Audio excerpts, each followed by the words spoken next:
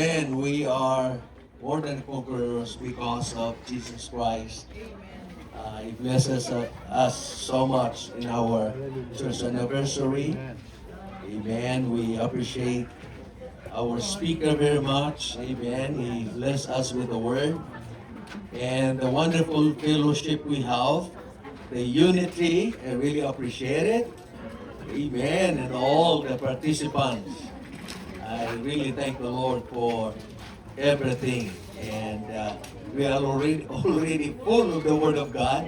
So I will not really speak too much. But I just want to say thank you so much for what you have done for the Lord, for your support. And we are expecting God for more blessing. Hallelujah. This year 2026 and onwards. Hallelujah. And I thank God. And according to our, I want to see here, our theme, I just want to reiterate here in, I think in reading 17, does God determining to show more abundantly the years of promise, God is going to show more. Everybody say more. More. He will show more abundantly to the ears. Amen. To the recipient. Hallelujah. To the ears of promise. The immutability of His counsel. Immutability meaning, what is the meaning of immutability? Unchangeable. God is unchangeable. That is one of the characteristics of God. Hallelujah. He never changes. In which it is impossible for God to lie. That is one of the promises of God. That the promise of God, church, He never lies. When the Lord will say He will bless you, He will bless you. When the Lord will say He will prosper you, He will prosper you. Amen. If you want to receive a miracle, you can have your miracle. Remember the first miracle? Where can you find that? Huh? In the Bible, where can you find it? In? Yeah, but where? Where?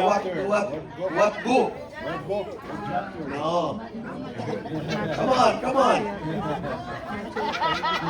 You are guessing. Some are numbers. No, it's not. It's in the New Testament. Huh? John. And what chapter?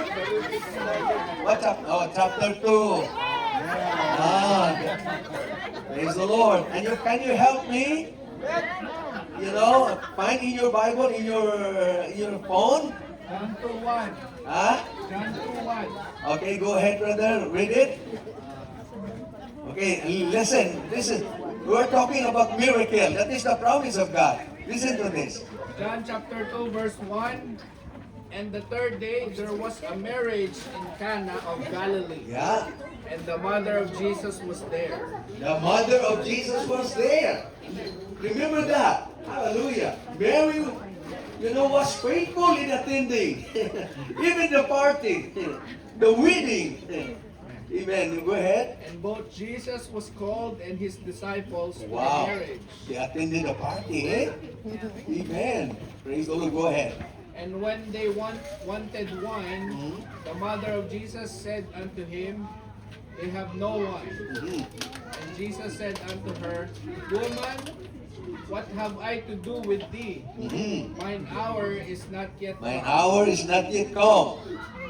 His mother said unto the servants, Oh, listen to this. This is very important. If you want a miracle, you have to hear this.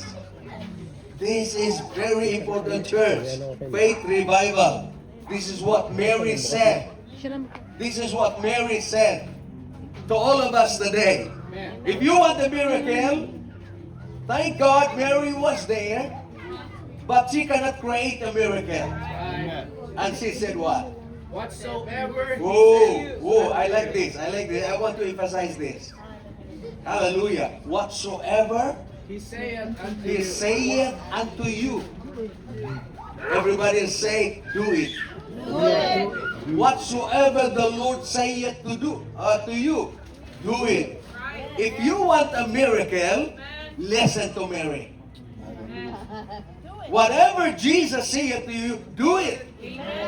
And what did Jesus, told them?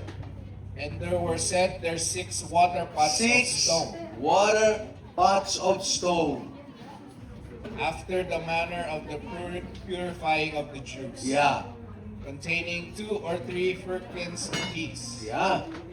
Jesus said unto them, fill the water pots with water. Jesus said unto them, do you want a miracle? Listen to Jesus. You need to do something for Jesus to create a miracle. We hear that in our preaching from our speaker. You have to do your part. Fill up the 6 Water pots. water pots. Amen. And that's what we're gonna do. If we want to have revival in the city of Edmonton, we have to do our part. And you say amen. And then go ahead. And they filled them up to the brim. Yeah. And he said unto them, throw out now, and bear unto the governor of the feast. Okay, just look there, the verse. If you can help Brother Mark find a verse that this is the first miracle Jesus did. Look from there. Go down just to save the time. Oh, I thought you were raising your hand, brother. Practice pala. Okay, where? In verse? Go down a little bit. Verse 11. 11, yeah, 11. This beginning of miracles did Jesus in Cana This of Galilee. beginning of miracle Jesus did In Cana of in Galilee, Cana of Galilee. and manifested for His glory. Why? It was the beginning. Meaning, if there is a first, there is a second. Amen. There is a third. There is a fourth. And there are more. Woo! Come on, church. Hallelujah. I think we have the reason to rejoice today. Amen. Because the Bible says, Jesus said, this is the first miracle. But this is not the last. Amen. So in this church anniversary we are having, we have had a few days ago, I would like to declare again, if there was the first miracle, we continue to receive miracles in our lives. Hallelujah. Whatever challenges and problems that we encounter, Jesus will perform a miracle.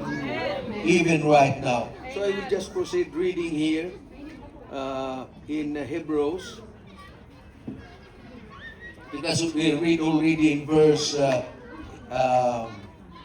I read already, and by 2 immutable things in which it is impossible for God to lie, we might have strong consolation, who have fled to refuge, to lay hold of the hope set before us. Hold of the hope set before us. This hope we have as an anchor of this all, but sure and steadfast, which enters the presence behind the being. Wow. So, number 1, God doesn't lie. Number 2, amen, is the anchor, and that is the anchor of hope. Praise the Lord. That's why I told you the last time that the anchor that we are seeing here, the anchor for our lives now, so that we cannot be, we cannot be swayed by the forces of evil in this world. Amen. But we have another anchor that is anchored in heaven. And that is our hope. Hallelujah. So whatever you are facing in this life, we have hope in Christ. Hallelujah. Let's bow our heads and let's pray. I want everybody to pray and thank the Lord. Personally, amen. Everybody pray. Just thank the Lord. Hallelujah. Thank you, Lord. Amen. Declare it, Lord. Thank you. God, Lord. You never lie. Jesus. You are true God. Declare it right now from your mouth, from the bottom of your heart. Hallelujah. Hallelujah. It will settle in your heart and your mind right now. Hallelujah. Hallelujah. God is saying, hallelujah, I don't lie. Whatever I said to you, it is true. It is immutable. Never changes. And you are anchored in heaven. Anchored in Jesus Christ. Hallelujah. God will fulfill whatever the Lord put in your heart right now. In your mind. Whatever you desire right now. Hallelujah. You are connected to heaven because of hope. Hallelujah. Hallelujah. Thank you, Lord. Thank you, Lord. Thank you, Lord. Thank you for my brothers and sisters. Thank you, Lord God, for all those who participated, Father God, into contributing for our church anniversary. Bless them, oh God. Thank you for the prayers, the prayer groups, Lord God, prayer leaders. We love and appreciate you, Father. Thank you, Lord. We also pray, Lord God, even for the food that we're about to partake today. Sanctify this, Lord God, to the nourishment of our body. We'll receive it, Lord, with thanksgiving in our heart. In Jesus' name. Everybody say amen. All right. Amen.